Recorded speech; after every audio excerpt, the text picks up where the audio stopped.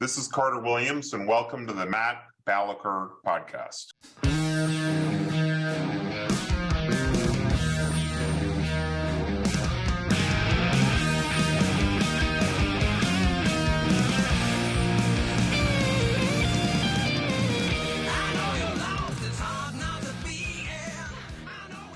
Good day, ladies and gentlemen. Thank you for tuning in to the Matt Balaker Podcast. If you want to earn extra credit, please hit like and subscribe and encourage your friends, casual acquaintances, maybe people you just don't really like that much. This could be a way to kind of bond together. Ask them to do the same. It'll make me feel warm and fuzzy. Well, you guys are in for a special treat because today's guest is a traveler, an innovator, and investor. He managed investments in excess of $600 million. He was the founder of the MIT Corporate Venture Consortium and is the CEO of the Iselect Fund. Please welcome Carter Williams to the program. How are you doing, Carter? Great, Matt. Thank you. Well, I'm excited you're joining us because you've had an illustrious, kind of well-traveled career. What was your first job out of college, Carter? I was an engineer at McDonnell Douglas working on the F-18 C&D program.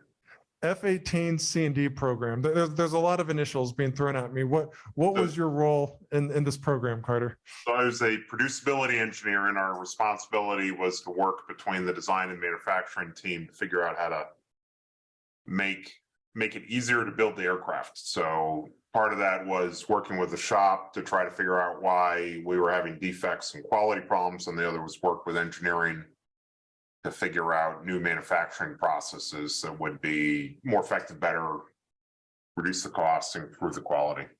So I think my first job out of college, I was working at an investment fund, and my primary role, Carter, was to order lunch and sometimes dinners. You're thrown, you're just out of school, and you're already working on major airplanes. Like, how did you handle that pressure as such a young man? I never really felt any pressure. I had a great education, went to Rensselaer Polytechnic, had from the age 3, wanted to be an engineer, started taking things apart when I was probably 4. So always thought aerospace was cool. I originally wanted to go into the space program working on spaceships, but when I was on my way to physics freshman year in college was when the Challenger blew up. So when I graduated from college, the way to get in aerospace was a bit more on the military side, but I was fascinated by a lot of the military technology anyway. So I never really felt pressure, oddly. Well, maybe that's why you're cut out to be an engineer, and others aren't. So you went to Rensselaer. What did you study in college? Mechanical engineering. And how did that prepare you for life outside of college? Well, it just teaches you to be disciplined about analyzing problems. It's different than science a little bit. I mean, science is sort of exploring things that aren't defined. Engineering is about applying things that are defined to a situation. So my general attitude in life is not really to debate the merits of what you're trying to do, per se, but figure out how to deliver them. So you sound, not cut out for Twitter arguments, but more suited to actually get things done. And I think the world needs more people like you. So yes. Depending on what the quality of the Twitter argument is, I don't mind a good discussion on Twitter if it's is there such a thing? Rational. Rational in Twitter. Econ Twitter can be pretty fascinating. There are little corners of Twitter that are very good. Very true. I agree with you on that. So the progress movement is the progress studies and the work that some of that crowd is doing is really fascinating. Posts online, Tyler, such. Oh yeah, Tyler. Yeah, he's if there is such a thing as a rock star economist, I think Tyler Cohen. He would be it. Yeah, he's been on the Comedy Cellar podcast. So I mean, he's kind of cross disciplines. He runs the major food blog. He runs one of the major food blogs in the world in terms of where the best restaurants are. He's a very eclectic guy. food and econ, and I think he was affiliated with Zero Hedge. I might be wrong on that, but like he casts a wide net. He casts a wide net. Yeah. Well, like Tyler, you have very varied interests. So I want to kind of rewind a little bit. So you're at Boeing, you're working on these aircraft, but you don't stay there forever. What was your next step after that? So I was originally McDonnell Douglas. McDonnell Douglas was later bought by Boeing. So it was, for the most part of that time, McDonnell Douglas was very successful on the F-15, F-18 programs, AV-8 programs, C-17. So a lot of military type programs. Towards the tail end of the F-18 E&F program in 94, so I went to MIT for graduate school at Sloan, got my MBA, was going to go into consulting, had a consulting job, which you're supposed to do after you get an MBA. And I think it's required. Yeah, it's Bain or McKinsey, or otherwise they rescind it. Yeah. But I got a call. It was sort of odd that I had signed my agreement to go to a consulting firm. Something got wrong and they sent it back to me and said, you have to redo it. And my old boss at McDonnell Douglas, who now was going to be part of Boeing in the acquisition, called me up and said, what are you doing? It's like, what do you mean? What am I doing? Like this second? Anyway, I'm dotting the I's and crossing the T's in my consulting contracts, boss. What are you doing? I'm leaving. Yeah. And he said, don't. He's like, what job do you want? And I said, I'd like to manage the R&D portfolio. And he said, okay. And then that's the job I got. So I got. That's some impressive negotiation skills. If it was you just a little bit more complex than that, and he was a better negotiator than I was. But anyway, I got the job I wanted. I didn't get the salary I wanted, but I got the job I wanted. That's a pretty cool job. Yeah, of the two, it's probably better to start with the job you want, and hopefully you can build your salary, or you can earn income. So that job was in Boeing Phantom Works, and which is not unlike Boeing Skunk Works, and is a combination of both commercial and military. So that's Boeing Phantom Works is doing the stuff no one can ever talk about for the rest of their lives. Okay, yeah. So what are some specific? No. And then the other stuff that we do that's more commercial, but it was about 4,000 people strong, and then sort of bled into the research arms of the various divisions of Boeing. So you were handed the keys, so to speak, of a Boeing R&D department. What do you do with that? Like, what are some of the? Really, the job was. There are 4,000 engineers. My boss was the chief technology officer, David Swain. When David was 28 or so, Gemini re-entered and missed location by 200 miles or something, and they almost drowned. And his job was to figure out why. So he's a smart guy. He's like, with the slide rules that weekend, was like, oh, okay, we had the mass balance off. And so that was Dave's job. Very bright guy, and he was this chief technology officer. And my job was, you have 4,000 engineers saying, you know what, we need to spend money on my special project. And that ranged from $50,000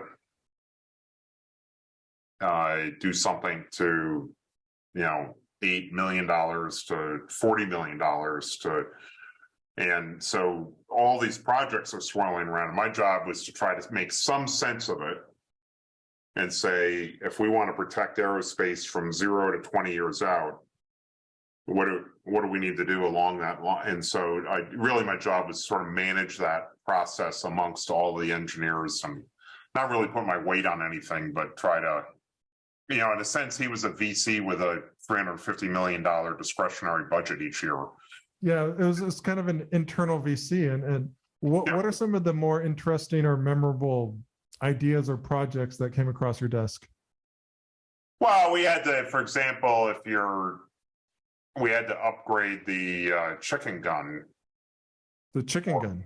Yeah, so if you're making canopies for airplanes, you got to test to make sure a chicken, if it crashes. Okay, when you said chicken gun, I thought something very different, but please continue. So you've got a chicken that gets shot out of a cannon at Mach speeds almost to hit a canopy to see whether it would crack and kill somebody. So that's like a boring thing, maybe, or an exciting thing. once a cat went in and started eating the chicken for that test, and when it hit the canopy, it broke the canopy unexpectedly. But then others are like directed energy weapons. How do you build weapons that use lasers to do what they need to do? Or we had one project where we were trying to figure out how could you put, and this was a theoretical project, but it was a project we invested in. And at the time, it was like, how do you take a rose and place it on Saddam Hussein's pillow so he knows that you did it? So you sort of scare him because you were there, but he doesn't know how you got there. Yeah, and so, why a rose, not a daisy or a tulip? I mean, there's we could. I don't know why it wasn't a daisy or tulip, but so sometimes we would think about things like that and then try to figure out how to do it. Or it was new aerospace vehicles. We funded X-37, which I think a lot of people sort of talk about. Well, what's X-37 for? Mm-hmm. And that's like the thing that looks like the mini shuttle that flies around every now and then and sits up in space for a while. And people are like, what is that thing doing? So we worked on that. The bird of prey. Bird of prey. What's that? If you go online, you can see the bird of prey. It's sort of a goofy aircraft. NOTAR vertical takeoff aircraft. These spaceships. I don't know. This is like some of the cool stuff. My 10-year-old's going to geek out over this episode, so I'm really excited. What else did we probably maybe looked at a little levitation? I don't know. Just a little levitation. What else are you doing on a Wednesday? A lot of like UAVs. Like how do you? This sort of came up during Iraq. Is you've got a convoy driving down delivering food or fuel, and you want to look ahead. So how do you make it so that the UAV, you like do your Google Maps thing in the truck and say, I'm going from here to there and it's 120 miles away, and like, can I make the UAV just constantly fly in front of me along my track to look for bad guys? So this all boils down to finding bad guys or potentially putting a lot of rose it, petals on the.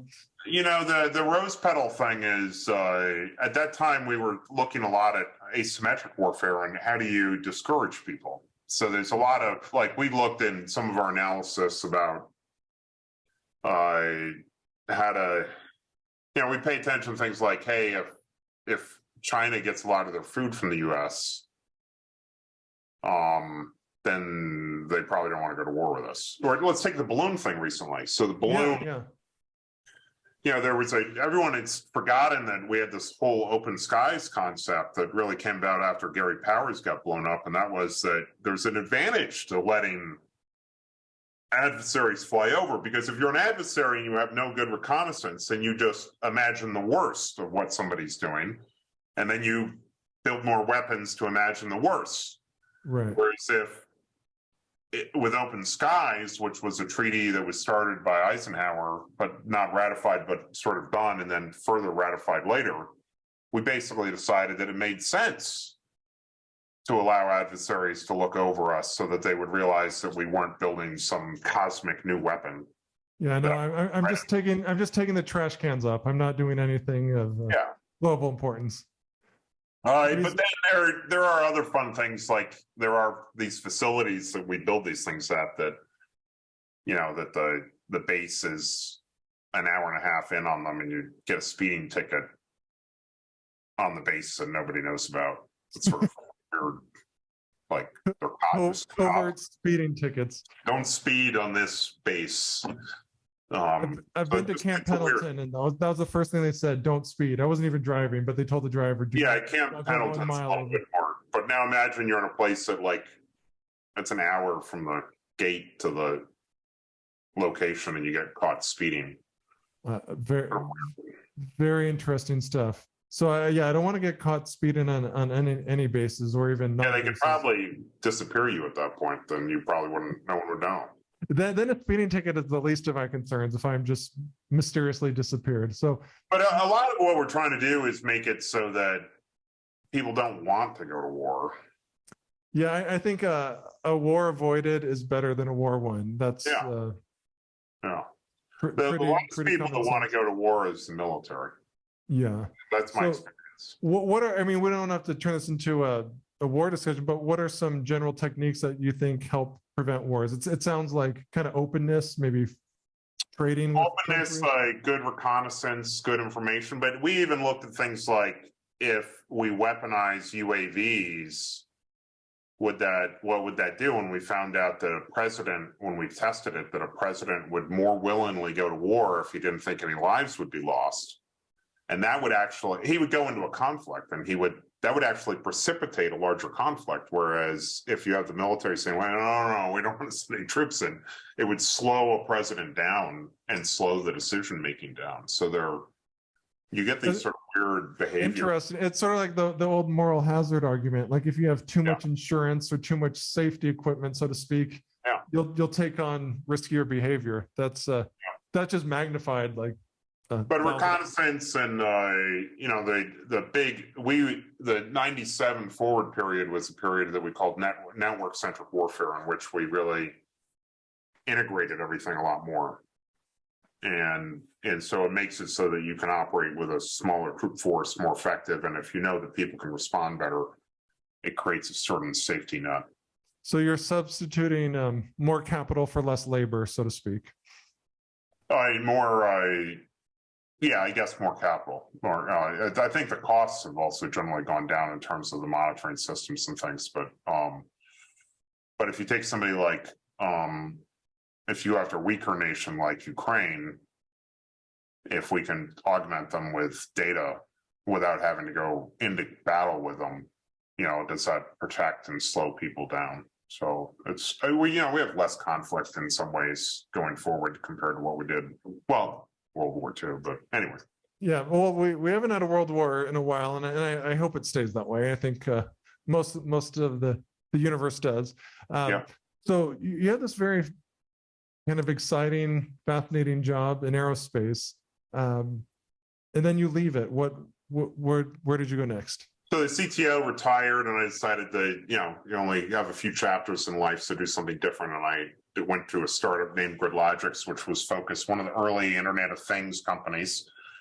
GridLogix, what we did is we connected the building control systems and put an information level layer on top that could do fault detection and look at what was going on and give decision-making capability to people around buildings. So our largest project was with a state, and we connected to 2,000 of their buildings and used that information to reduce their energy usage by about 20% just by optimizing the building. So just like you would have a HP OpenView or some DevOps type solution to monitor an IT network, it was a company named GridLogix, and we built that network on top of building control systems. And I did that. So that was 4 guys, and I joined as a president and helped do some of the initial big sales and sort of evolve it. And we grew that to 2008. And while everybody else was crashing in 2008, we exited the Johnson Controls. Johnson put it in, and that's now, for those people in the building control industry, that's Johnson Controls Panoptics system. And that was really, Internet of Things was not called Internet of Things then. It was just beginning to be called Internet of Things. It was just things, and then the internet. It was just things. It was, what did they call it? I maybe called it, I can't remember what it was called. It was called something else. Something else, which became the Internet of Things. So you're all like ahead of the curve in some really exciting kind of technological shifts.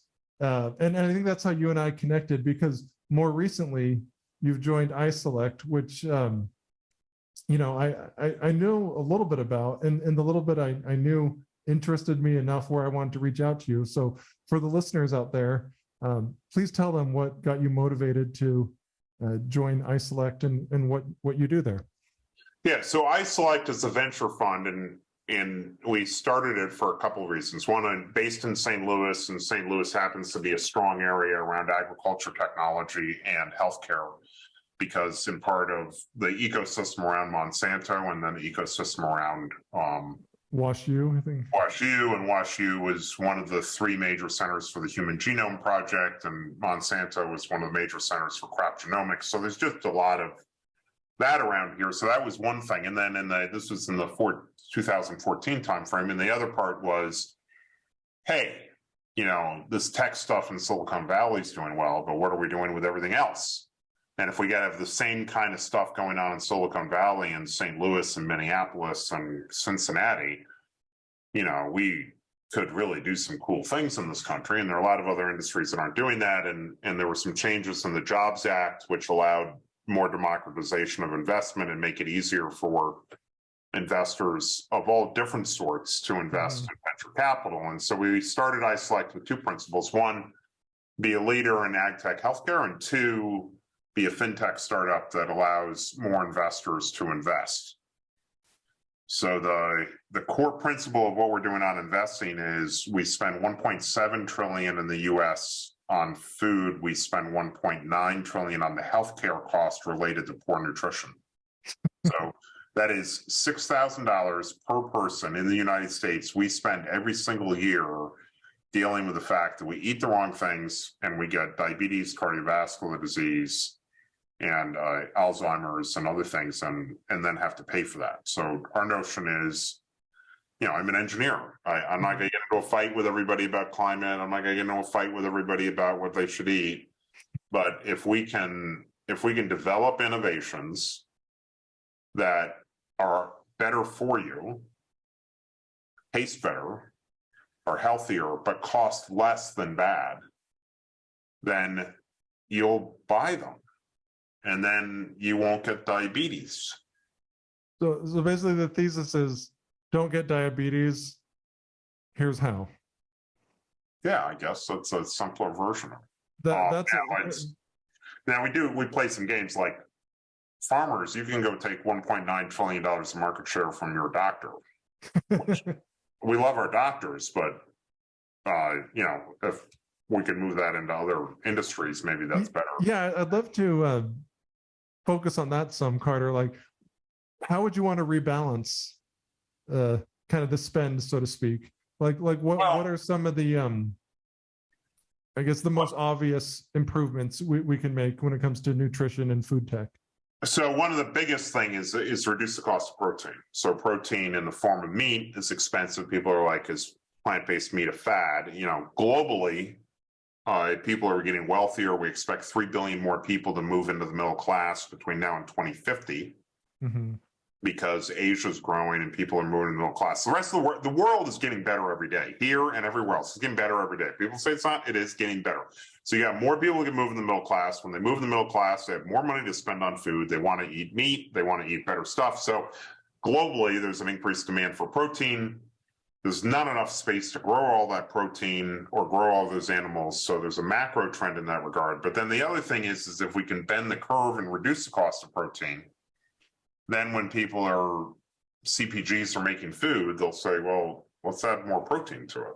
Yeah, I want to, you said a lot of very important things. And I think one aspect I want to learn more about is in simple terms, what is the current state of protein manufacturing, for lack of a better word? Like what sort of resources are involved in, the steak one might buy at the local supermarket? Yeah, so what basically happens is we grow soy.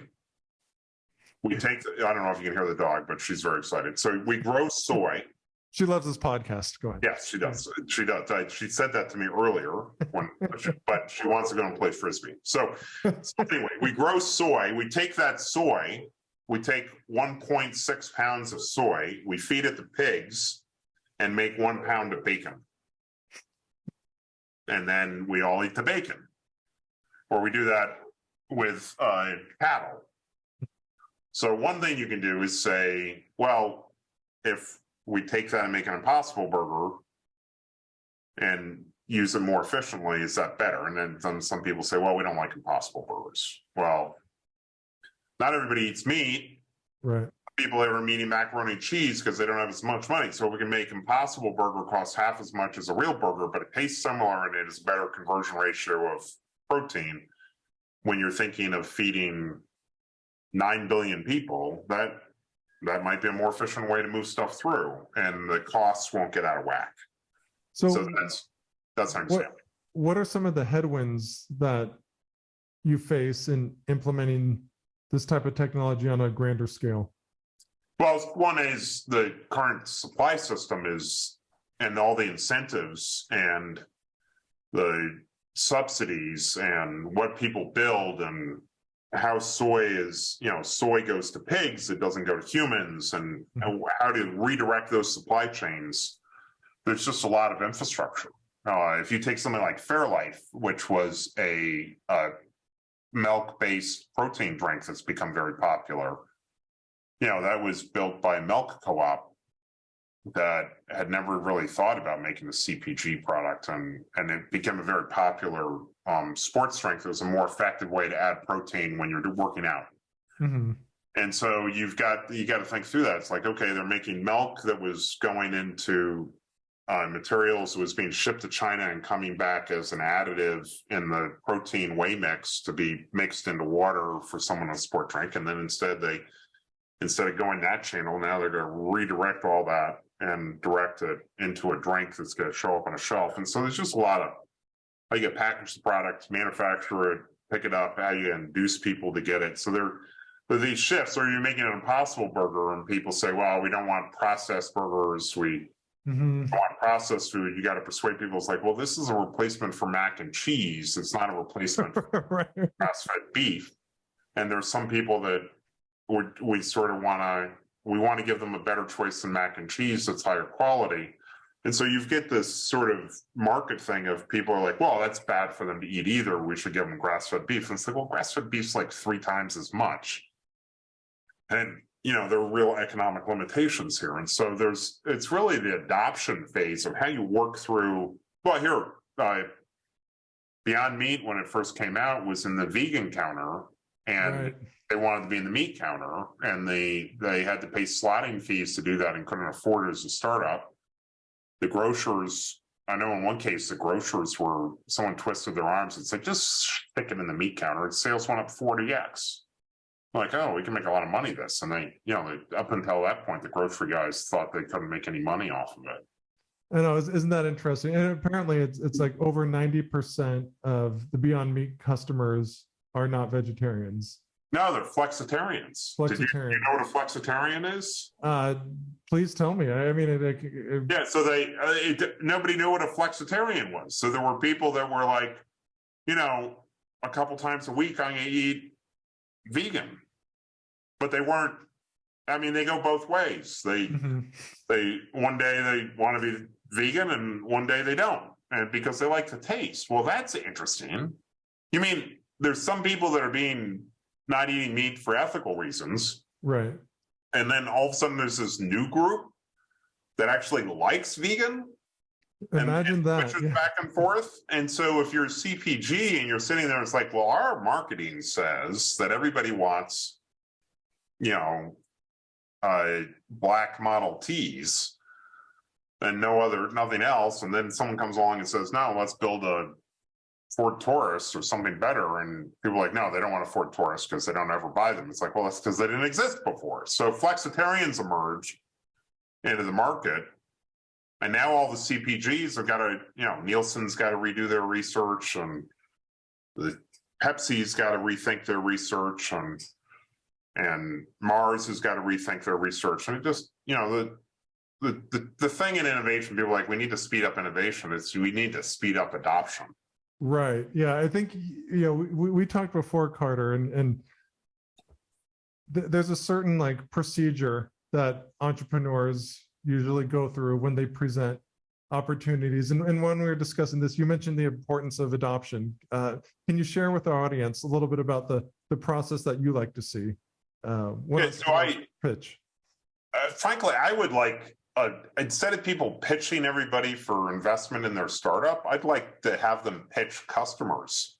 We actually talked about this I was talking to somebody about this the other day, and they had no idea what Twitch is. I don't really even know what Twitch is, but I'm going to pretend like it is. I said, what we should do is, instead of having like a pitch contest to invest, what we should do is take somebody who's got a new product and they're trying to convince somebody to use it, and have a potential customer in the room, and then we should put it on Twitch so everybody can watch the scene and see and figure out how is this entrepreneur going to pitch that customer to buy their thing. Because what does every startup need? They need customers. If they get customers, then, I'm an entrepreneur and I think of 1,000 things this thing could have, and they're all storing in my brain. And I go to a customer and I'm like, I'm going to tell you about the 1,000 things. And the customer's like, look, I just have this one problem. Can you just do this one thing and I'll pay you $10 for it? It's like, no. I want to tell you why you should buy it for $5 for the 1,000 things. We don't even listen to the customer. And we try to cram all the things that we're thinking about. So good entrepreneur, what they do is they're like, yeah, I'm going to do these 1,000 things over the next 10 years, but I want to figure out what the first 5 things I can do. And I want to find the person who really understands the problem well and who says, you know what, I could use that right now and pay you $10 for it. And then for the entrepreneurs, it's a gift. Oh, I don't need to develop the 10,000 things. I can just do these 5 things and you're going to be happy. And so I think that that's an unexplored territory, and any good entrepreneur will tell you that. But PayPal, there's a classic story in 0 to 1 of PayPal where they were stumbling around. They had come up with every goofball idea. This is Thiel and Musk, 2 of our great entrepreneurs. They had come up with every failed idea about how to use PayPal. And all of a sudden, eBay was somehow got this thing going with selling Pez dispensers. Do you know what a Pez dispenser is? Yes. The little teeny things as a kid, a little sugar thing came out. So there's this little cluster of Pez dispenser wackos on eBay. It was the only thing selling on eBay, I think. And they were they needed a payment transaction thing. And so PayPal's success happened to come from this intense network of Pez dispenser people, eBay people, and we got to pay. And they went through a whole bunch of design cycles and took off because they had this sort of intense early adopter behavior. And so I'm fascinated by that. I think about it every day. There are ways to get funded. And I think if we could have a TV show, what's that TV show where they pitch everybody? Shark Tank. Shark Tank. So if we could have Shark Tank for customers, of trying to persuade a mom worried about her kids how to is she going to buy this new thing? And that's smart. Yeah. Cause customers are the best form of non-dilutive financing. If they are, you guys want to pitch investors, why? You're giving up ownership. If you pitch customers, you get money and you keep all that yummy. You want to create the show? Yeah, well, we'll talk. We're making it happen, people. I love this. We can get panels of moms for food, or I don't know, whatever. I'll get my wife. Yeah, she's good at making food buying decisions. Food. And your son at 8 years old will pitch him to see whether he'll buy. He'll be a hard sell, but if there's enough sugar in it, it might make it easier. Yeah, get him off sugar before he gets exactly. No, earlier, gosh, it was this week. I had a call with a gentleman who he runs it's called a biosynthesis company, and he told me they made bacon fat, pig fat, but he's like, no, it's not like it. It actually is it. If you look under a microscope, it's the same thing. Just And he said it's more pure. It's safe. And I'm not saying everyone should eat pig fat, but there's a demand for it. And if we can make bacon only for bacon buyers and don't have to make the whole pig, that's a huge efficiency gain. What do you think are some of the, hurdles? Because some people might just think that's weird. They're like, oh, it's icky. It came from a lab and not a factory farm. I guess, how do you lower the barriers of resistance for customers in something like that? Yeah, I think that you need to look through patterns of innovation in the past. If you ate a heritage pig, if you ate a pig that was grown 200 years ago, you would think it was disgusting. because it would be like gamey. Okay. Gamey in a different way. So all of our tastes, when we're kids, like milk. Were you raised on milk? I was, yes. And are your kids raised on like almond milk? They're raised on water, but yeah, they've had almond Well, milk. the kids are like doing almond milk now, and if you gave them milk, they'd be like yuck.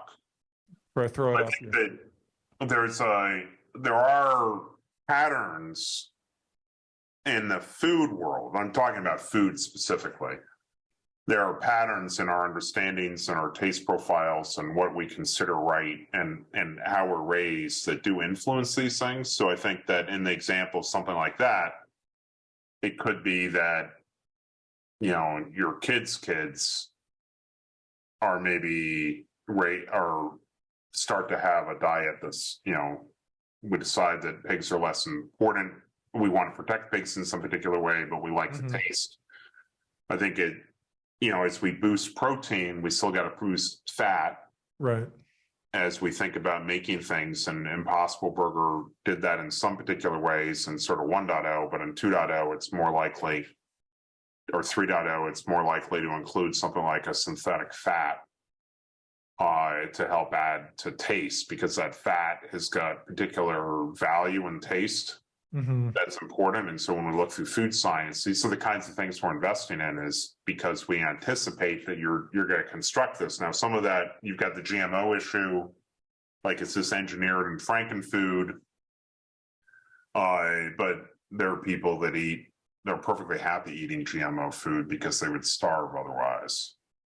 And so I think it's important as an entrepreneur to look through the fact that, you know, there are 8 billion people right now on the way to 9. There could be different behaviors and adoption cycles, and a monolithic solution is it's probably not the best route. Yeah. And so every entrepreneur should be looking for early adopter markets and see how they scale and whether it triggers to exponential. But my guess is we will have some kind, like, people are like, oh, you're a plant-based nut. I'm like, no, I'm not. Plant-based is going to be part of the protein source.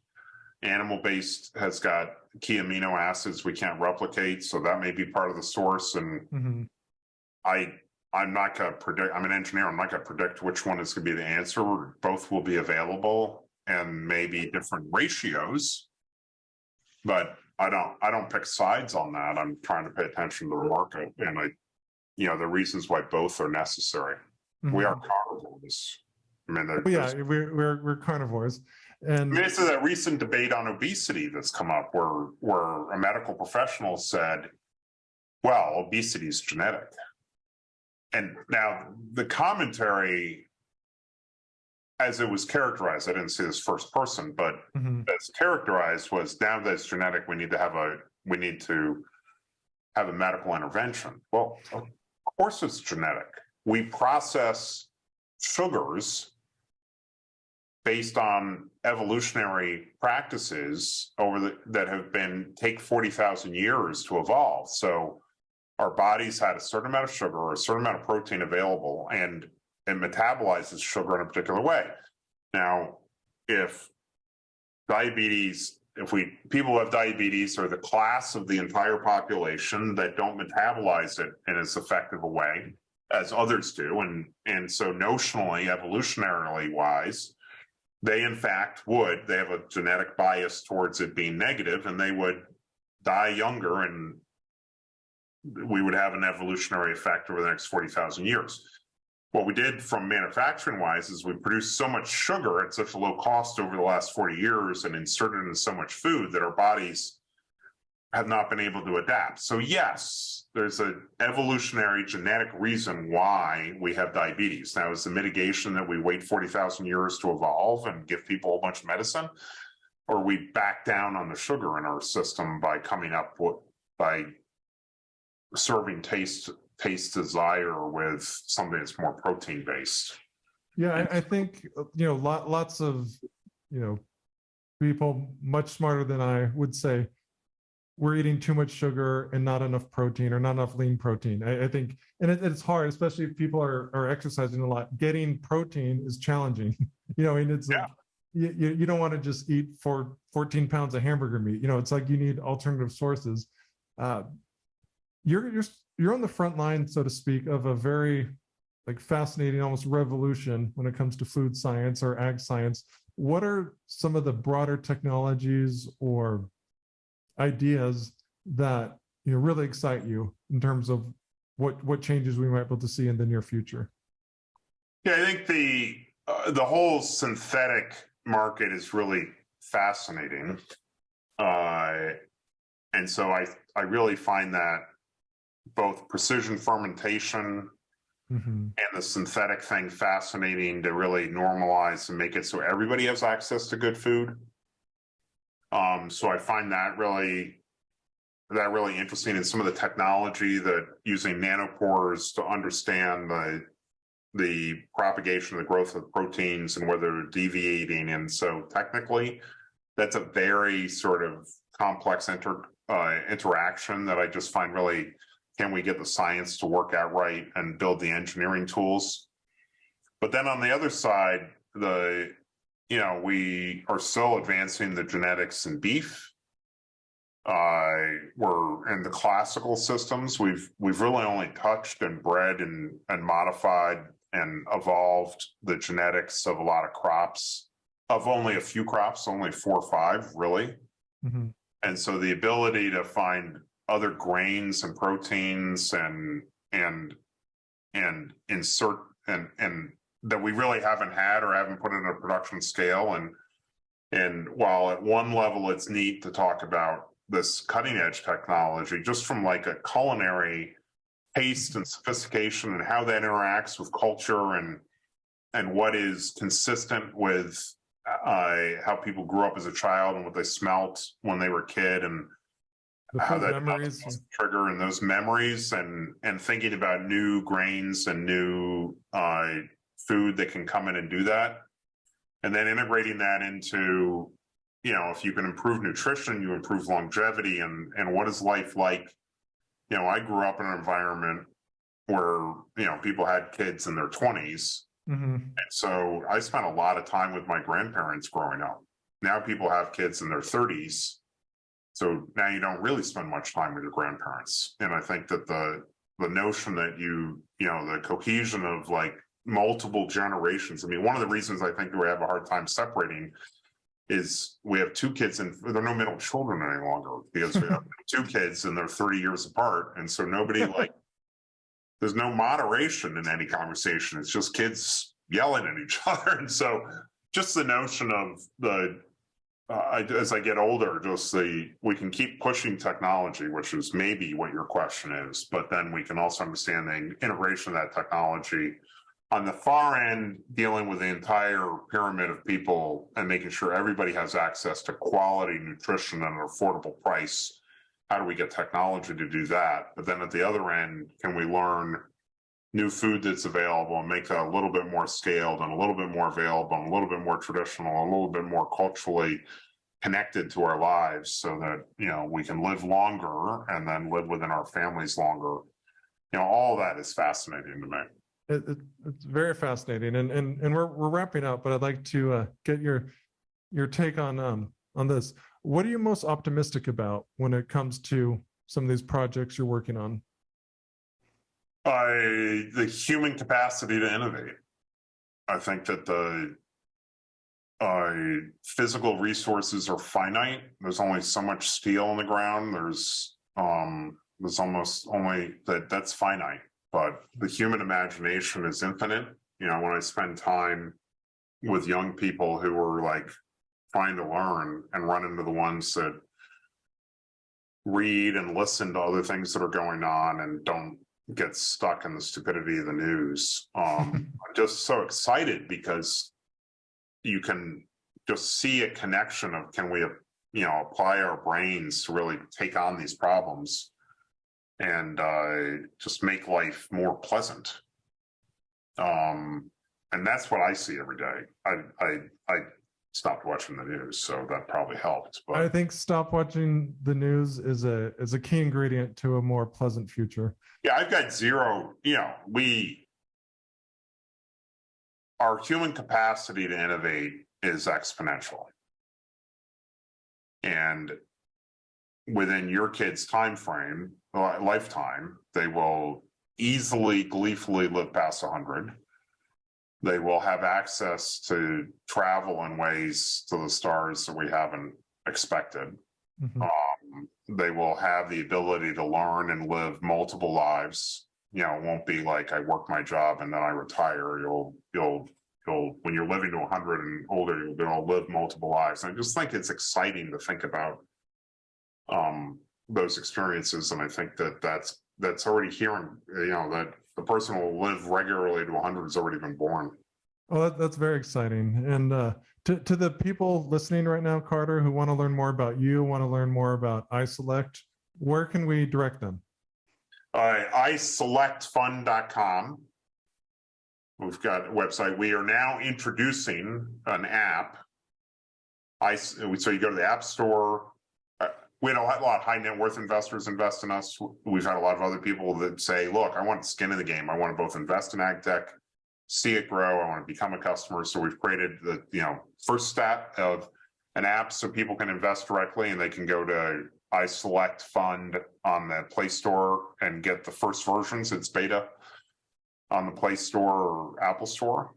I'm on Twitter at jcarterwil and LinkedIn. And we also put a lot of our stuff up on YouTube. So, go to YouTube and subscribe, and we've got a lot of content that comes out on that.